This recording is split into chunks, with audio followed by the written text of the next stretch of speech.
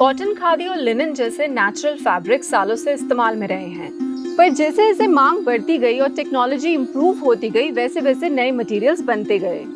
सबसे पहला synthetic fabric nylon था, जिसे अमेरिकन रिसर्चर वॉलेस कैरथर्स ने केमिकल फर्म डुपॉन्ट में 1930s में बनाया था। इस मटेरियल ने टेक्सटाइल इंडस्ट्री में रेवोल्यूशन ला दी। वेट, स्ट्रेंथ और इलास्टिसिटी की वजह से बहुत ही जल्द ये सिंथेटिक फाइबर स्टॉकिंग्स बनाने के लिए एक पॉपुलर फैब्रिक बन गया। इसी फैब्रिक ने कपड़ा उद्योग में अपना सिक्का जमाया जब वर्ल्ड वॉर 2 में मिलिट्री के लिए सिंथेटिक फाइबर से पैराशूट्स बनाए गए। इसके बाद कई नेचुरल फैब्रिक्स को रिप्लेस करने के लिए सिंथेटिक फैब्रिक्स इन्वेंट हुए। वूल की जगह एक्रेलिक, कॉटन की जगह पॉलिएस्टर और फिर स्पैंडेक्स। पर पिछले 75 सालों में ऐसा क्या हुआ कि सिंथेटिक आज कई समस्याओं का कारण है। सिंथेटिक फैब्रिक एक इस तरह का फैब्रिक है जो नेचर नहीं बनाती, बल्कि ये एक मैनमेड मटेरियल है जिसे लैब में प्लास्टिक जैसे रॉ मटेरियल का इस्तेमाल करके बनाया जाता है। पहले हर मौसम में नई यानी साल में 4 फैशन कलेक्शंस आती थी। अब हर हफ्ते एक नई यानी साल में 52 फैशन कलेक्शंस आती हैं। इतनी जल्दी नए कपड़ों को मार्केट में लाने के लिए फैशन इंडस्ट्री सस्ते मटेरियल सिंथेटिक का इस्तेमाल करती है, जो आज फैशन इंडस्ट्री की बैकबोन बन चुका है। सिंथेटिक फैब्रिक की मांग सन 2000 के बाद दुगनी हो गई है और आज लगभग 70% कपड़ों में सिंथेटिक है। इतना प्रसिद्ध फैब्रिक समस्या का कारण इसलिए है क्योंकि सिंथेटिक से कपड़े बनाने के लिए लगभग 8000 केमिकल्स का इस्तेमाल होता है, जिसके कारण फैशन इंडस्ट्री दुनिया की दूसरी सबसे बड़ी पोल्यूटिंग इंडस्ट्री बन चुकी है।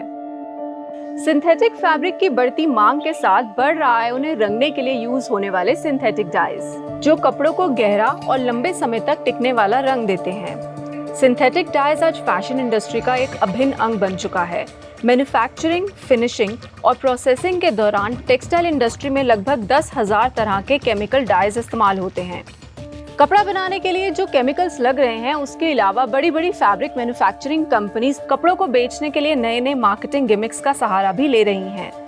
कपड़े को anti wrinkle, anti stain, water resistant, anti bacterial बनाने के लिए फैब्रिक्स की फिनिशिंग के लिए कई टॉक्सिक केमिकल्स इस्तेमाल होते हैं। ये केमिकल्स अक्सर या तो कपड़ों पर लगाए जाते हैं या फिर कपड़ा बनाते हुए रॉ मटेरियल्स में मिलाए जाते हैं। नेचुरल फाइबर्स की तरह सिंथेटिक फाइबर्स ब्रीदेबल नहीं होते और जब हम ऐसे डाइड सिंथेटिक कपड़े पहनते हैं तो हमारी बॉडी ही ट्रैप रह जाती है और हवा ना मिल पाने के कारण पसीना सूख नहीं पाता। कपड़े में जो डाई और फॉर्मल्डिहाइड होता है वो हमारी बॉडी के जरिए स्किन में एब्जॉर्ब हो जाता है और कई तरह की स्किन एलर्जीज का कारण बन जाता है। कई केमिकल्स को कपड़ों को धोकर नहीं निकाला जा सकता, जैसे कि BPA। ये वही BPA है जिसे प्लास्टिक कंटेनर्स बनाने में इस्तेमाल किया जाता है।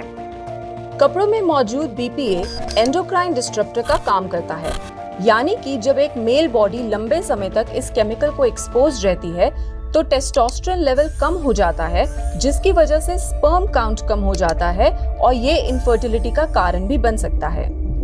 ये तो रही कपड़ों के कारखानों के अंदर की बात, पर यही कारखाने जब केमिकल्स को अनट्रीटेड वाटर वेस्ट के रूप में बाहर छोड़ देते हैं, तब उसका असर हमारे साथ साथ पूरे पर्यावरण पर होता है। और आलम ये है कि आज 90% कपड़े सिंथेटिकली डाइड हैं और यही प्लास्टिक से बने कपड़े आज ओशन को पोल्यूट करने वाला एक सबसे बड़ा कारण बन चुका है, जो नदियों से मिलने वाले पीने के पानी के साथ साथ समंदर में रहने वाले जीवों के लिए भी खतरा बन गया है। पार्टिकल फाइबर टॉक्सिकोलॉजी के अनुसार कपड़ों से लगभग 322 milligram nano particle sweating, temperature changes और वॉशिंग के दौरान हर रोज निकलते हैं। जब भी हम कोई कपड़ा धोते हैं तो उसमें से लिंट निकलता है। उसी तरह से सिंथेटिक के कपड़ों से लिंट प्लास्टिक के फाइबर्स यानी माइक्रोप्लास्टिक्स के रूप में निकलता है, जो जाके ओशन में मिल जाता है और धीरे धीरे इकोसिस्टम को खत्म कर रहा है। सिंथेटिक से होने वाला पोल्यूशन केवल पानी और मिट्टी तक ही सीमित नहीं है, बल्कि सी फूड और ग्राउंड वाटर के जरिए वो हमारे खाने में मिलकर हमारी बॉडी में प्रवेश करता है। एक रिपोर्ट के अनुसार हम दिन में लगभग 900 प्लास्टिक के छोटे टुकड़े खाते हैं, जिसका एक कारण सिंथेटिक के कपड़े भी हैं और जो आगे चलकर हमारे ऑर्गन्स के लिए खतरा भी बन सकते हैं। समस्या चाहे कितनी भी संगीन हो, अगर हम चाहें तो हम सब साथ में मिलकर उसका हल निकाल ही सकते हैं। जहां तक हो सके नेचुरल फाइबर्स और डाई से बने कपड़ों का चुनाव करें। सिंथेटिक कपड़ों को कम से कम समय तक के लिए पहने। कपड़े तभी और उतने ही खरीदे जिनकी आपको जरूरत है। गर्मियों में लूज कपड़े पहने ताकि आपकी स्किन सांस ले सके। ब्रिटिश फैशन काउंसिल के अनुसार हमारे पास आज इस प्लैनेट पर आने वाली 6 पीढ़ियों के लिए कपड़े हैं।